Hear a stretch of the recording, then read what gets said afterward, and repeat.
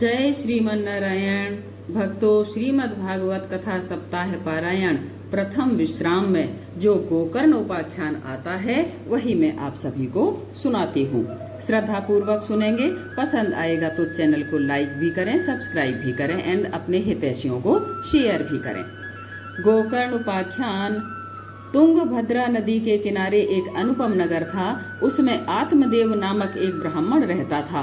वह वेदों का ज्ञाता था, पर उसकी पत्नी धुंधली स्वभाव की कर्कशा थी। उसके कोई पुत्र भी नहीं था, इसलिए आत्मदेव दुखी भी रहता था। उन्होंने संतान प्राप्ति के लिए अनेकों प्रयत्न किए, किंतु सफलता न मिलने पर आत्महत्या का निश्चय किया। वहां नदी के किनारे उसे एक संत मिले। आत्मदेव उनके सामने रोने लगा और अपने दुख का कारण बताया। महात्मा जी ने उसे अनेक प्रकार से समझाने की चेष्टा की और पुत्र की निरर्थकता का बोध भी कराया, किंतु आत्मदेव अपनी बात पर अडिग रहा। अंततः महात्मा जी को उस पर दया आ गई और उन्होंने उसे एक फल दिया तथा कहा कि इसे तुम अपनी पत्नी को खिला देना तो तुम्हें पुत्र की प्राप्ति हो जाएगी। आत्मदेव प्रसन्नता पूर्वक घर आया और फल अपनी पत्नी को दे दिया, किंतु धुंधली ने वह फल नहीं खाया और गाय को खिला दिया। उस समय धुंधली की छोटी बहन उसके पास आई हुई थी। वह गर्भवती थी। उसने उससे कहा कि तुम कुछ दिन गर्भवती होने का ढोंग करो और जब मेरे बच्चा हो जाएगा तो मैं वह बच्चा तुम्हें दे दूंगी। तू मुझे बदले में कुछ धन दे देना। धुंधली ने उसकी बात मान ली। जब उसकी बहन के लड़का हुआ तो उसकी बहन ने वह लड़का धुंधली को दे दिया। धुंधली ने उस बच्चे का नाम धुंधकारी रखा।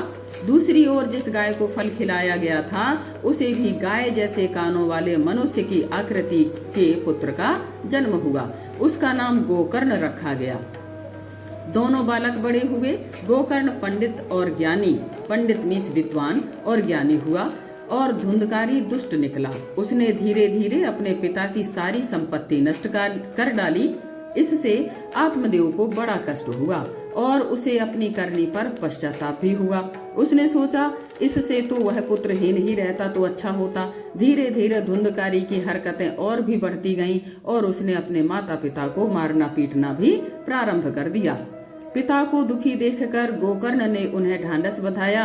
उन्होंने उन्हें संसार की असारता का उपदेश दिया। उन्होंने कहा, यह संसार तो नाशवान है, ना कोई किसी का पिता है, ना कोई किसी का पुत्र है। किसी भी वस्तु को स्थायी मानकर उसके मोह में ना पड़ो। अपने आप को भगवान की भक्ति में लगाओ और वैराग्य धारण करो। साधुओं की सेवा करो। अपने आप को भगवान के चरणों में सौंप दो। आत्मदेव ने गोकर्ण के उपदेश से प्रभावित होकर घर त्याग दिया। गंगा किनारे एकाग्रचित्त होकर ईश्वर का ध्यान करने लगे। वह भागवत के 10वें स्कंध का पाठ करने लगा। उसका जीवन भागवतमय हो गया। उधर धुंधकारी गलत मार्ग पर पड़ गया। उसने धन न मिलने पर एक दिन अपनी माता को भी मारा। उसने दुखी होकर कुएं में गिरकर अपने प्राण त्याग दिए। इससे गोकर्ण को भी बड़ा कष्ट पहुंचा और वे भी तीर्थ यात्रा पर निकल पड़े। धुंधकारी गलत तरीकों से धनोपार्जन करने लगा। वैश्याओं की संगति में भी रहने लगा। एक दिन वह राजा के महल में चोरी करने गया और गहने आदि चुरा लाया तथा उन्हें वैश्याओं को दे दिया। अब वैश्याएं सोचने लगी कि यदि धुंधकारी जीवित रहा तो हम भी चोरी के अपराध में पकड़ी जाएंगी और हमें दंड भी भुगतना पड़ेगा। इसलिए उन्होंने धुंधकारी के गले में रस्सा डालकर उसको मार डाला तथा उसे पृथ्वी में ही गाड़ दिया। उसके शरीर का अंतिम संस्कार भी उन्होंने नहीं किया तथा समस्त धन लेकर चली गई। धुंधकारी मरकर प्रेत योनि को प्राप्त हुआ। गोकर्ण महाराज को जब धुंधकारी की मृत्यु का समाचार मिला तो उन्होंने गया जी में जाकर उसका श्राद्ध किया, किंतु उससे भी धुंधकारी को मुक्ति नहीं मिली।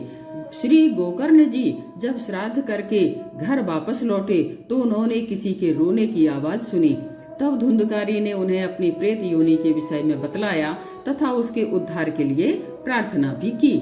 गोकर्ण जी ने भगवान सूर्य नारायण से उसकी मुक्ति का मार्ग पूछा और उनके आदेश के अनुसार धुंधकारी के कल्याण हेतु श्रीमद् भागवत कथा का आयोजन किया। एक ब्राह्मण कथा सुनाने के लिए तैयार भी हो गए। प्रेत योनि में धुंधकारी को भी कथा सुनने के लिए जब कोई अन्य जगह ना मिली तो वह एक अंटी वाले बांस में आकर प्रविष्ट हो गया तथा चित्त मन से या कहें शुद्ध चित्त मन से कथा सुनने लगा। प्रतिदिन कथा सुनने के बाद बांस की एक एक अंटी फटने लगी और 7 दिनों में 7 अंटी फट गईं और धुंधकारी को प्रेत योनि से मुक्ति मिल गई।